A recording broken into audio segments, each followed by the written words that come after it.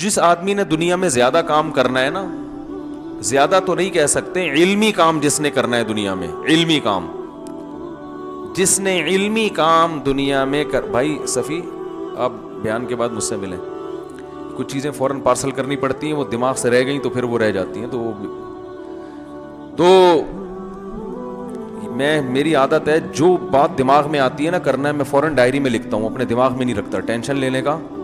نہیں ہے نا, فوراً ڈائری میں لکھو اس کو. تو ابھی ان کو دیکھ کے مجھے کام یاد آیا, ڈائری جیب میں اس وقت ہوتی نہیں ہے تو وہ پارسل کر دو, سمجھ رہے, اپنے دماغ کو نا انسان خالی رکھے. ہم لوگوں نے اپنے دماغ میں اتنے ساری چیزیں ٹھوس رکھی ہیں کہ یہ بھی کرنا ہے, وہ بھی کرنا ہے, فلانا بھی کرنا ہے, یہ بھی کرنا ہے, وہ بھی, اس کو پیسے دینے, اس سے پیسے لینے, تو اس کا نتیجہ یہ نکلتا ہے کہ جو بڑے اہم کام ہے نا کرنے کے لیے, ان کے لیے دماغ فارغ نہیں ہوتا, سمجھ رہے, فارغ نہیں ہے, اتنی کچا کچ کھچڑی دماغ میں, جیسے دیگ میں چاول ہوتے ہیں نا کھچڑی, ایسے دماغ میں 100 قسم کے کام ٹھسے ہوئے ہیں. حضرت حکیم الامہ مولانا شرف علی تھانوی رحمہ اللہ تعالی ایک دن صبح فجر کی نماز کے بعد چہل قدمی کرتے تھے اور ذکر بھی کرتے تھے, تو حضرت نے ذکر روک کے ڈائری نکالی, کچھ لکھ لیا اور جیب میں ڈال دی وہ ڈائری. کسی نے پوچھا اتنی کیا پھرتی, ذکر کر رہے ہیں اتنے دھیان سے, اور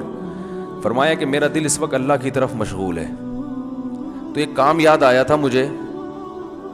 تو میں نے سوچا کہ اس کو دماغ سے ڈائری پہ شفٹ کر دو, اور دماغ کو پھر کس کے لیے خالی کرو, اللہ کے لیے, ورنہ وہ بار بار کام کیا کرے گا, پریشان. سمجھ رہے کہ نہیں سمجھ رہے؟ تو خاندانی لوگوں کی ایسی زندگی ہوتی ہے کہ اللہ کی یاد سے غفلت نہ ہو بھائی. وہ اپنے دماغ کو تو ادھر کے لیے رکھو نا, کام تو ہوتے ہی رہیں گے, تو اس کو ڈائری کو ٹینشن میں ڈالو, صحیح ہے نا, ڈائری کو بولو یہ تمہاری ٹینشن ہے, یہ میری ٹینشن نہیں ہے. پھر کسی فارغ وقت میں انسان وہ ڈائری دیکھے کیا کیا کرنا تھا. Thanks for watching. Don't forget to like, comment, share and subscribe to